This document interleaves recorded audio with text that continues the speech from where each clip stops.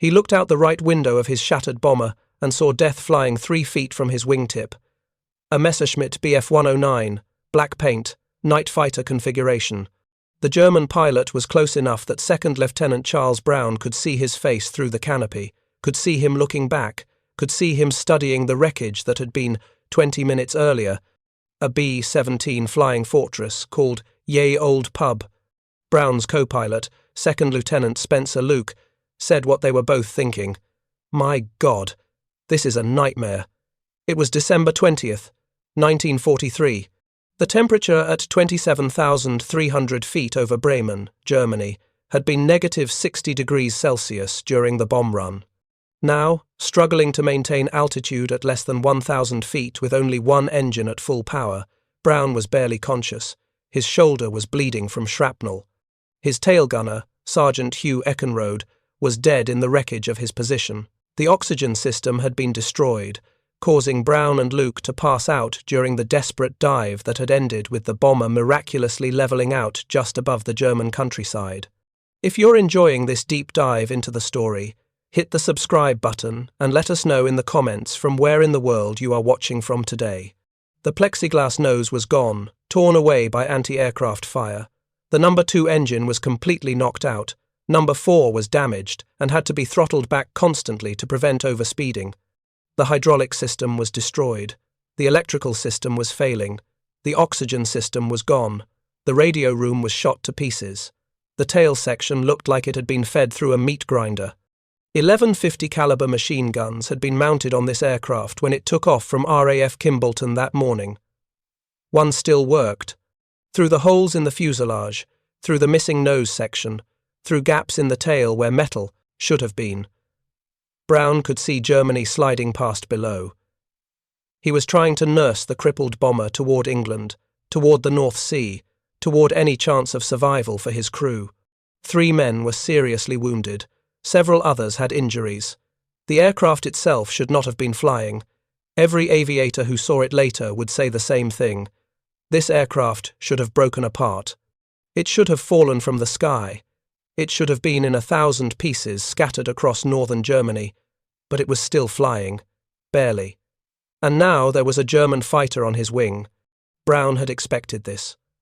Once the bomber had fallen out of formation, once it had become separated from the protection of other B-17 seconds and their concentrated defensive fire, German fighters had swarmed. Reports varied, but perhaps 15 Focke-Wulf 190 fighters and Messerschmitt 109s had attacked in waves. The gunners had done what they could, but one by one their positions had been knocked out. The attacks had been relentless, professional, and devastatingly effective.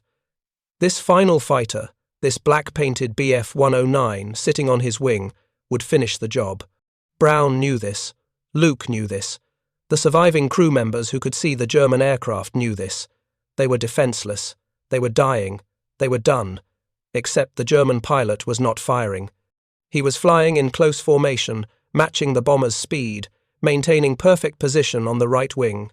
Brown could see him gesturing, could see him pointing, could see him making motions that Brown, oxygen-starved and wounded and exhausted, could not understand. What Brown did not know, what he could not know, was that the man in that cockpit had made a decision that defied his training, his orders, his nation's expectations, and potentially the value of his own life.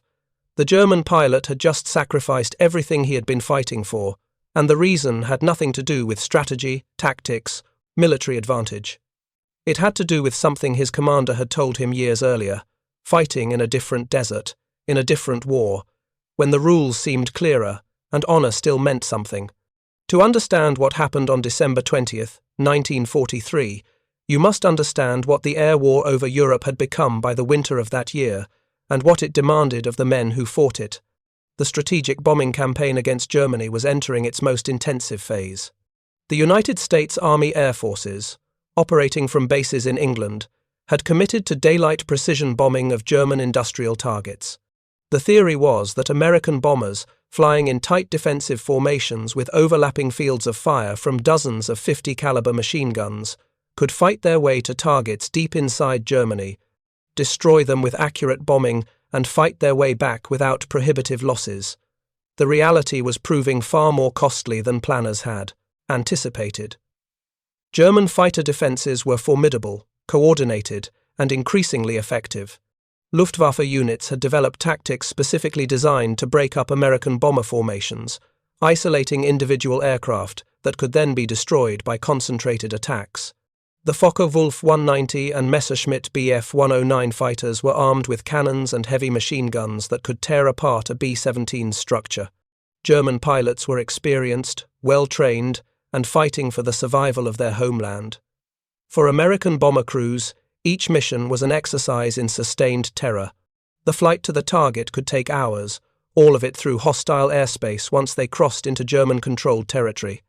Anti-aircraft artillery, called flak, filled the sky with bursting shells that could destroy an aircraft or kill a crew member in an instant. German fighters attacked in waves, pressing through the defensive fire, accepting losses to get killing shots on the bombers. Inside a B-17 at high altitude, conditions were brutal even without combat. Temperatures reached -60 degrees Celsius. Crew members wore electrically heated suits that frequently malfunctioned. Frostbite was common. The thin air at 25,000 to 30,000 feet required oxygen masks that could freeze, malfunction, or be damaged by enemy fire. Without oxygen at those altitudes, unconsciousness came in seconds, death in minutes. The aircraft itself, while called a flying fortress, was not actually a fortress. The B-17F model that flew on December 20th, 1943, had armor plating protecting some crew positions, but large sections of the fuselage were simple aluminum skin that offered no protection from cannon shells or heavy machine gun rounds. The plexiglass used for windows and the bombardier's position at the nose could be shattered by flak fragments or bullets. Once damaged, the structure could fail catastrophically. For German fighter pilots, the calculation was different but equally stark. They were defending their homeland against bombers that were systematically destroying German cities and industrial capacity. Bomber crews dropping their ordnance on Bremen or Hamburg or Berlin were not combatants engaged in a fair fight. They were enemies delivering death to German civilians and German industry. The Luftwaffe's mission was to stop them, and every bomber destroyed represented hundreds or thousands of German lives potentially saved. By December of 1943, Franz Stigler had been fighting for 3.5 years. He had joined the Luftwaffe in 1940 after working as a commercial pilot for Deutsche Lufthansa. His instructors recognized his skill, and he became an instructor pilot himself, before being assigned to combat operations. He had fought in North Africa as part of Jagdgeschwader 27, flying with some of the Luftwaffe's most accomplished aces. He had seen friends killed. He had lost his brother August, also a pilot, when his Junkers Ju-88 crashed in August of 1940. Stigler had shot down 27 Allied aircraft. Under Luftwaffe scoring rules, heavy bombers counted more than fighters toward award totals. He needed to destroy one more bomber to reach the threshold for Germany's Knight's Cross of the Iron Cross, one of the nation's highest military honors. One more bomber. And on the morning of December 20th, 1943, Stigler had already destroyed 2 B-17 seconds. The Knight's Cross meant something to Stigler beyond mere decoration. It represented recognition that a pilot had done his duty, that he had fought well, that he had contributed meaningfully to the defense of his homeland. In a war that was becoming increasingly desperate, increasingly cruel, increasingly divorced from the ideals of military honor that had defined earlier conflicts, the Knight's Cross represented a connection to something more noble. Stigler had learned his craft under men who still believed in that older code.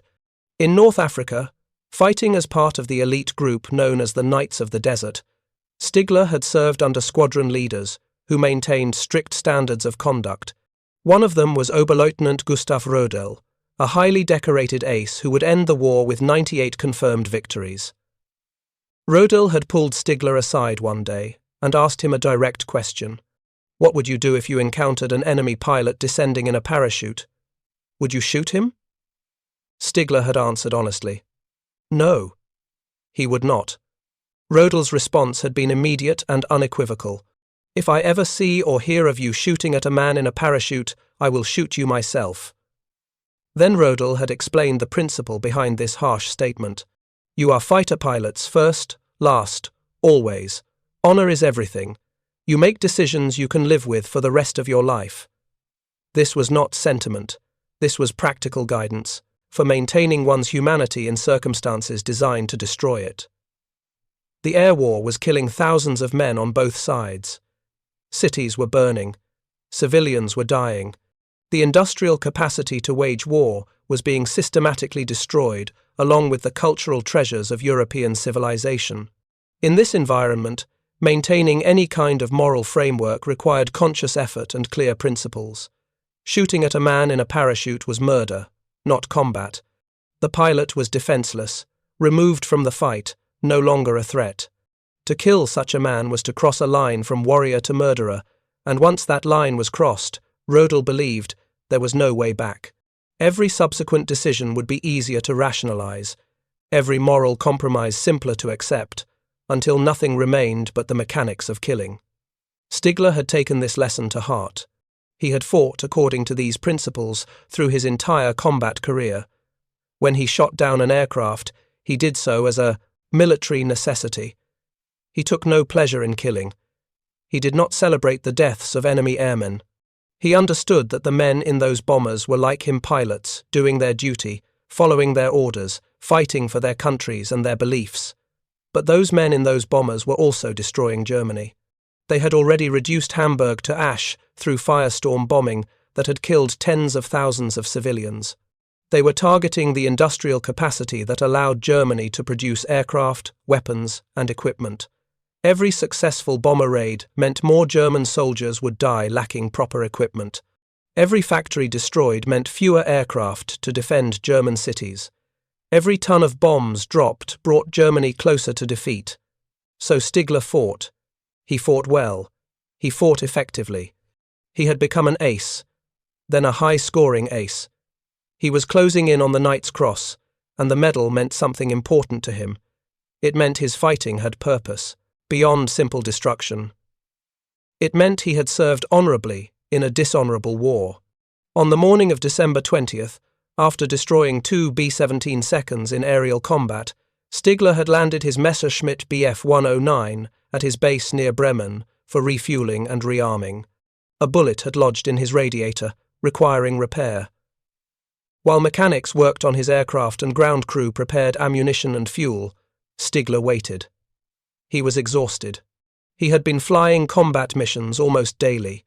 The stress of aerial combat, the physical demands of high-altitude flight, and the constant awareness that any mission might be his last had taken their toll.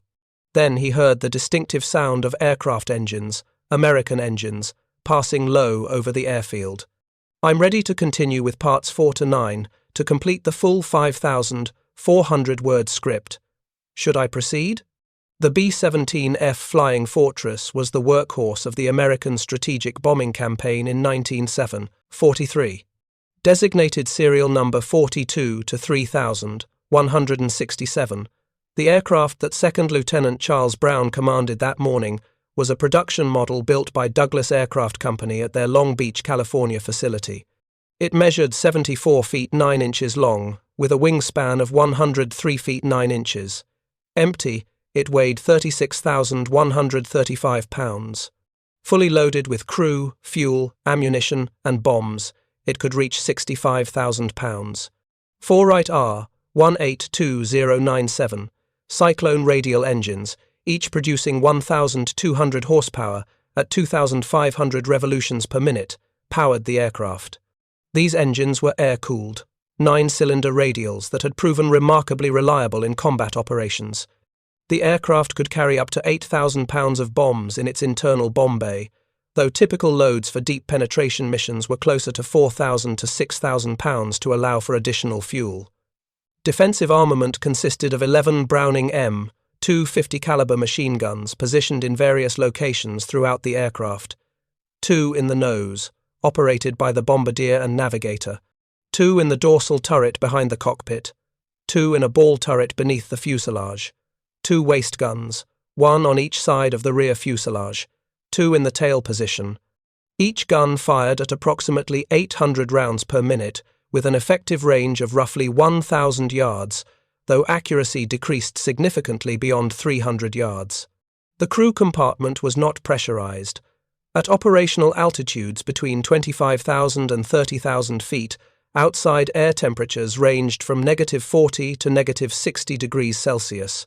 Crew members wore heavy, fleece-lined leather jackets, pants, boots, and gloves. Electrically heated suits provided additional warmth, powered by the aircraft's electrical system. When that system failed, as it had on Ye Old Pub, crew members faced immediate risk of frostbite and hypothermia. Oxygen was supplied through individual masks, connected to bottles and a distribution system. The human body cannot function at altitudes above 10,000 feet without supplemental oxygen.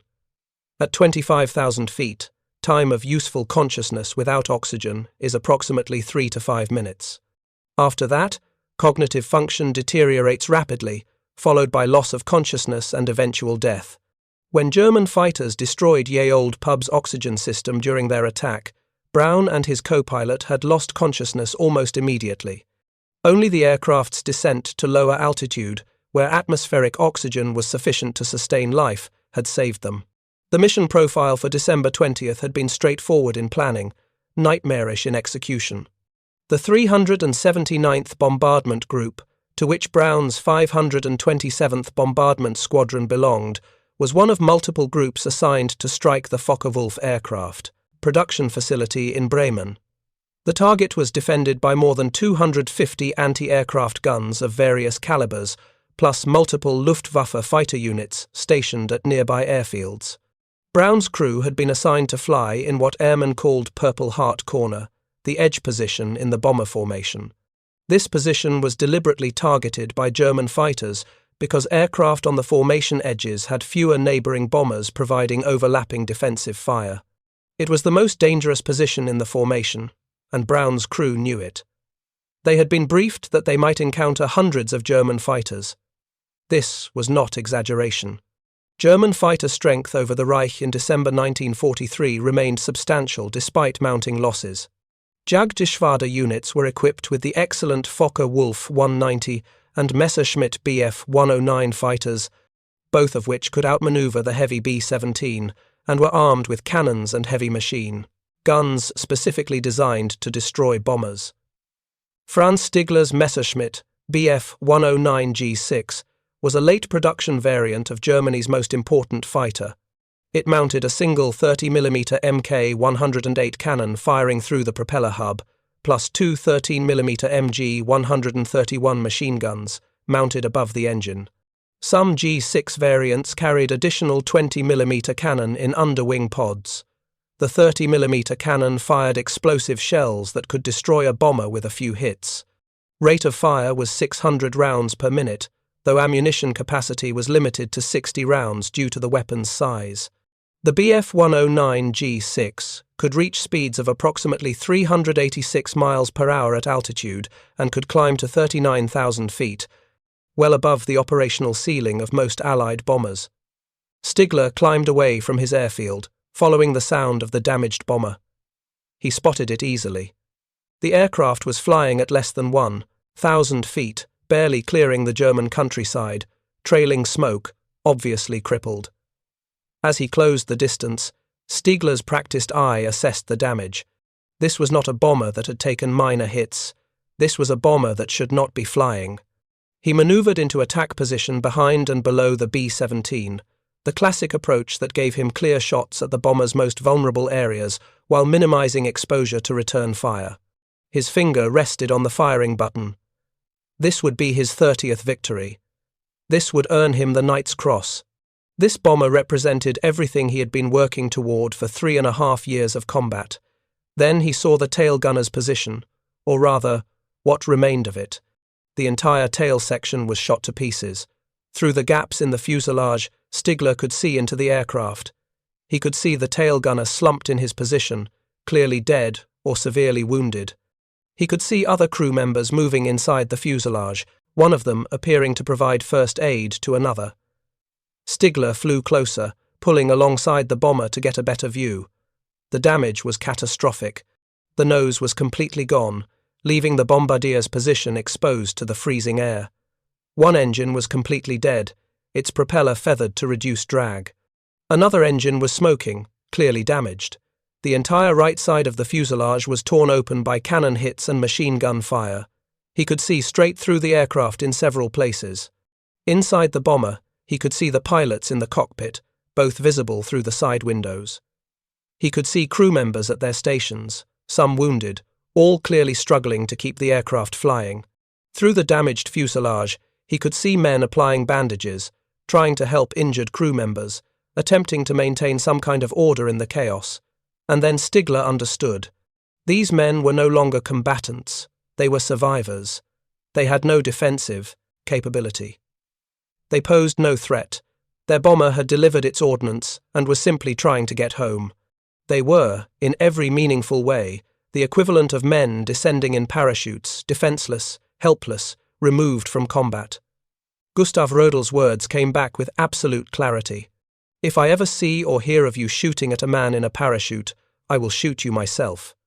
Stigler had watched his commanding officer say those words in North Africa. He had understood the principle then.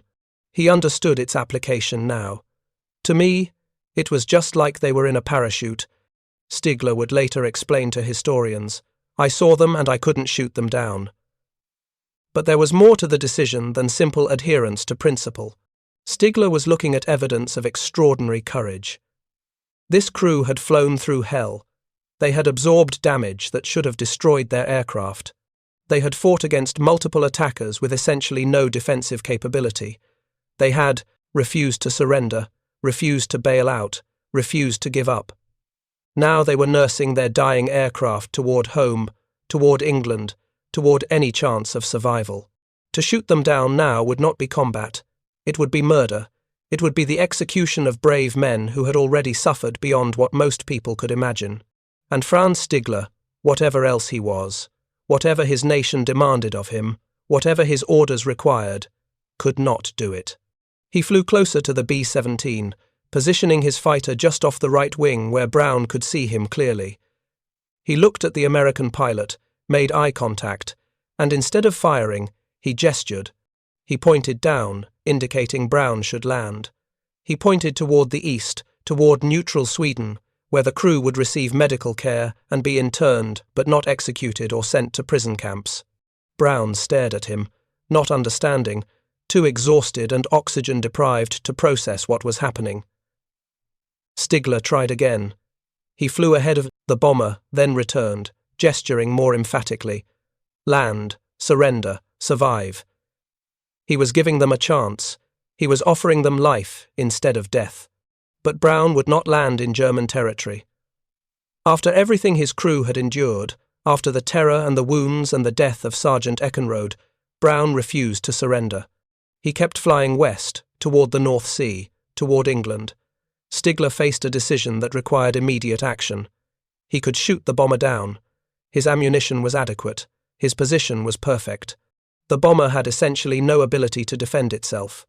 One quick burst from his 30mm cannon would finish the job. He would have his 30th victory. He would earn the Knight's Cross. His commanders would praise him. His squadron would celebrate. Everything he had been working toward would be accomplished. Or he could let them go. And in doing so, he would be violating orders, betraying his duty, potentially facing court-martial and execution if anyone discovered what he had done. In Nazi Germany in December 1943, allowing an enemy bomber to escape was not a minor infraction. It was treason. The penalty was death. Franz Stigler made his choice in seconds, but it was a choice he would live with for the rest of his life. He stayed with the bomber.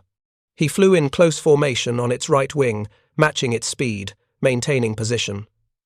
As they approached the German coast, Stigler understood the next danger. German anti-aircraft batteries lined the coastline, tasked with engaging any Allied aircraft attempting to escape after bombing raids. These gunners would see the B-17 and would open fire without hesitation. The bomber, slow and damaged and flying at low altitude, would be an easy target, unless the gunners thought the bomber was under German control.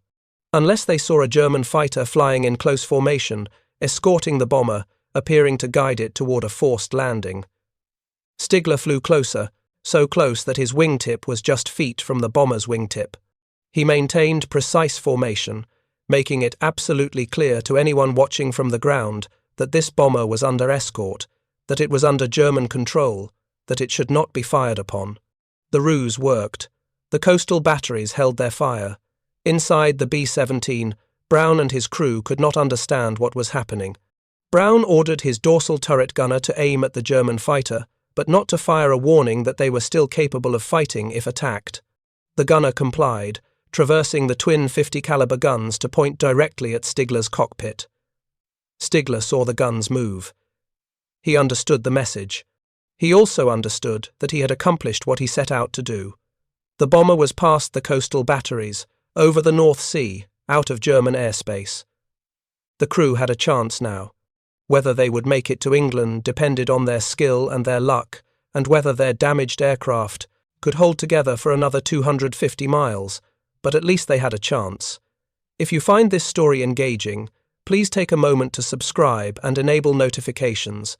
It helps us continue producing in-depth content like this. Stigler looked at Charlie Brown one final time. The American pilot was staring at him, still not comprehending, still waiting for the attack that would end everything. Stigler raised his hand in a salute, a gesture of respect between warriors, an acknowledgement of courage, a recognition of shared humanity, even in the midst of total war.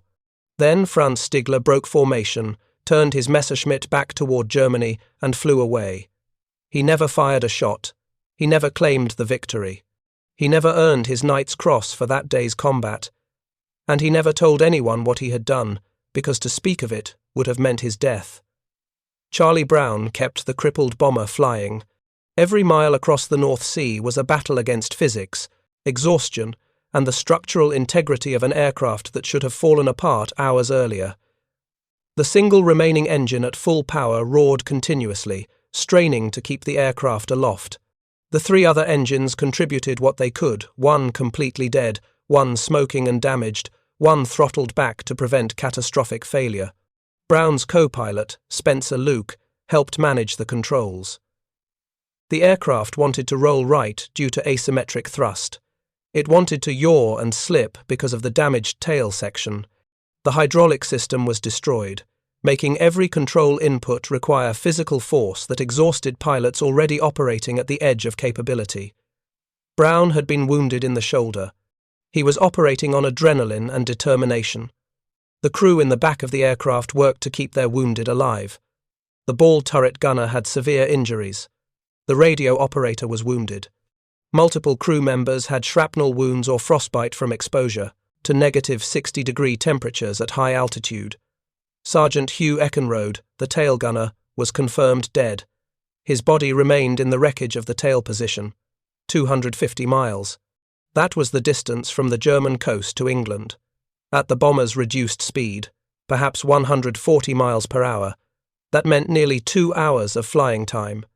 2 hours during which the damaged engines could fail completely, the damaged structure could break apart, the fuel could run out, or Brown himself could lose consciousness from his wounds and exhaustion. They flew on. The North Sea passed beneath them, grey and cold and lethal.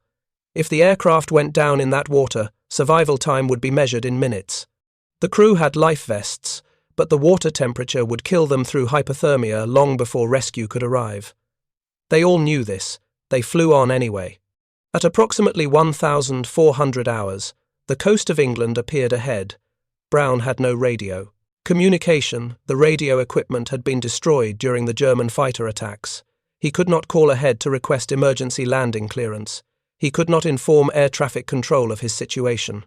He simply had to find an airfield and hope they would recognize an emergency when they saw one. RAF Seething appeared below, home of the 448th Bombardment Group. Brown had never landed there before, but it was an airfield and it had a runway, and that was enough. He brought the bomber in on final approach, fighting the controls every foot of the way, using every bit of skill and strength he had remaining. The landing gear had been damaged during combat. Brown did not know if it would extend properly, if it would hold the aircraft's weight, if it would collapse on touchdown. He extended the gear manually using the emergency system. The wheels came down and locked, or appeared to lock. There was no way to verify. The B-17 touched down hard, bounced slightly, settled onto the runway. The landing gear held. The aircraft rolled to a stop.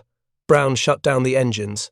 For the first time in more than 7 hours, since takeoff that morning from RAF Kimballton, the engines went silent. The crew evacuated the aircraft immediately, helping the wounded down through the waist gun positions and the main door. Ground crew and medical personnel rushed to assist. As they carried the wounded toward waiting ambulances, the ground crew examined the B-17 inches disbelief. One mechanic counted over 100 bullet and cannon shell holes in the fuselage. The tail section was so thoroughly destroyed that he could not understand how it remained attached to the aircraft. The nose section was completely gone. The number 2 engine had been hit multiple times. Number 4 showed clear damage. The hydraulic lines were severed in multiple locations. The oxygen system was destroyed. The electrical system was barely functional. Nearly every one of the 11 defensive gun positions had been damaged or destroyed. This aircraft should not be flying. One mechanic said to his supervisor, "This should be in pieces across Germany." At the post-flight debriefing, Charlie Brown reported everything that had happened. The flak over Bremen, the fighter attacks that had destroyed his aircraft's defenses, the desperate dive toward the ground, regaining consciousness at less than 1,000 feet, the struggle to keep flying toward England, and the German fighter pilot who had escorted them to safety instead of shooting them down. The intelligence officers listened to his account. They asked questions. They took notes. Then they told Brown something that would define how this story was remembered for the next 47 years. Do not repeat this account to anyone else in the unit. Do not discuss the German pilot who showed mercy. Do not build positive sentiment about enemy pilots. As far as the official record was concerned, this incident did not happen. Charlie Brown later explained their reasoning. Someone decided you can't be human and be flying in a German cockpit. The narrative of the air war required clear moral lines. German pilots were the enemy. They were destroying Allied bombers and killing Allied airmen. They were defending a regime that had started the war, that was conducting genocide, that represented everything the Allies were fighting against. A story about a German pilot showing mercy, showing humanity, showing honor toward an enemy complicated that narrative in ways the military leadership did not want to encourage. So the story was suppressed. Brown returned to combat operations. He completed his tour of duty, flying 29 combat missions total. He survived the war. He went home to West Virginia, attended college, then returned to the Air Force in 1949. He served until 1965, retiring as a lieutenant colonel. He settled in Miami, Florida. He built a life. He tried to forget. German pilot who had saved his life and the lives of his crew. Franz Stigler landed at his airfield near Bremen and said nothing to anyone about what he had done. To speak of it would have meant court-martial and execution. In Nazi Germany in December 1943, showing mercy to an enemy was treason. Stigler understood this completely. He had seen what happened to people who violated military discipline in wartime. He knew the penalties. He kept silent. He continued flying combat missions. In January 1944, he was promoted to Staffelkapitan, squadron leader of the 12th Staffel of Jagdgeschwader 27. He flew the Messerschmitt Bf 109 through the increasingly desperate air battles over Germany as Allied bombing intensified and Luftwaffe losses mounted. Later in the war, he transitioned to the Messerschmitt Me 262 jet fighter, serving in Jagdverband 44, an elite unit formed to defend Germany using the revolutionary new jet aircraft. He survived the war. His official victory total stood at 28 confirmed aerial victories. He never achieved the 30th victory that would have earned him the Knight's Cross. After the encounter with Ye Old Pub, Stigler later admitted he had lost his appetite for pursuing the decoration. He continued fighting, continued flying, continued doing his duty. But something had changed. The encounter had cost him more than just a medal. It had cost him something harder to define, perhaps his belief that the war still had room for honor, perhaps his faith that decorations meant what he thought they meant, perhaps simply his willingness to pursue victory at any cost. When Germany surrendered in May 1945, Stigler's logbook was confiscated by Allied forces and never returned. This made it difficult to verify his full combat record. Historians believe his actual victory total may have been higher than the 28 officially credited, but without the logbook, confirmation was impossible. In 1953, Franz Stigler emigrated from Germany to Canada. He settled in Vancouver, British Columbia. He started a successful business. He built a new life in a new country, far from the ruins of the Germany he had fought to defend. For 43 years, Franz Stigler and Charlie Brown lived separate lives, unaware that they had settled less than 200 miles apart. Stigler in Vancouver, British Columbia. Brown in Seattle, Washington. They might have passed each other on the street, shopped in the same stores, visited the same places, and never known that they shared the most important moment of their lives. In 1986, Charlie Brown attended a reunion of combat pilots. Someone asked him if he had experienced any memorable missions during the war. Brown decided, finally, to tell the story of the German pilot who had spared him. The response was strong. Some people doubted whether it had really happened. Brown, himself, in the decades since December 20th, 1943, had sometimes wondered if his memories were accurate. He had been wounded, oxygen-deprived, exhausted. Could he have imagined the whole thing? Brown decided to find the German pilot, if only to prove to himself that the encounter had been real. He began a search. He wrote to veteran organizations. He placed notices in newsletters for former Luftwaffe pilots. He provided what details. He could remember the date, the location, the type of aircraft, the markings he had seen. For 4 years, he searched with no success. Then, in January 1990, Charlie Brown received a letter from Canada. It was from Franz Stigler. Stigler explained that he had seen Brown's notice in a newsletter for former German fighter pilots. He described the encounter in detail: the date, the location, the damage to the B-17, the decision not to fire, the escort to the coast, the salute. He described details that Brown had not mentioned in his published notice, details that only someone who had been there could know. The position of the damage on the fuselage, the missing nose section, the dead tail gunner, the smoking engine. Brown knew immediately that he had found the right man. They spoke on the phone. The conversation lasted hours.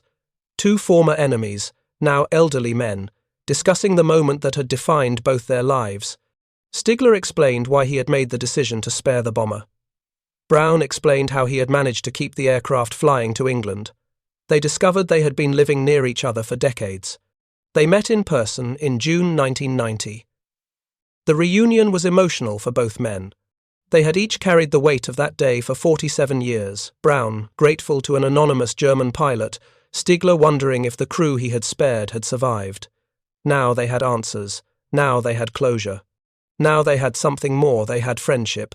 For the remaining 18 years of their lives, Franz Stigler and Charlie Brown were close friends. They visited each other regularly. They appeared together at military reunions and historical conferences, telling their story to audiences of veterans and historians. They spoke about honor in warfare, about humanity in the midst of inhumanity, about the choices individuals make when faced with impossible situations. Their story became the subject of a book, A Higher Call, by Adam Makos, published in 2013. It became one of the most widely known accounts of mercy and honor during World War II, a counterpoint to the countless stories of brutality and hatred that defined the conflict. Franz Stigler died on March 22, 2008, at age 92. Charlie Brown died 8 months later, on November 24, 2008, at age 85. They are remembered not for the aircraft they destroyed or the missions they flew, but for a single moment on December 20th, 1943, when one man chose honor over victory, and in doing so proved that even in the darkest circumstances of total war, humanity could survive. The lesson of that day remains: The choices we make define us more than the circumstances we face. Thank you for watching. For more detailed historical breakdowns, check out the other videos on your screen now, and don't forget to subscribe.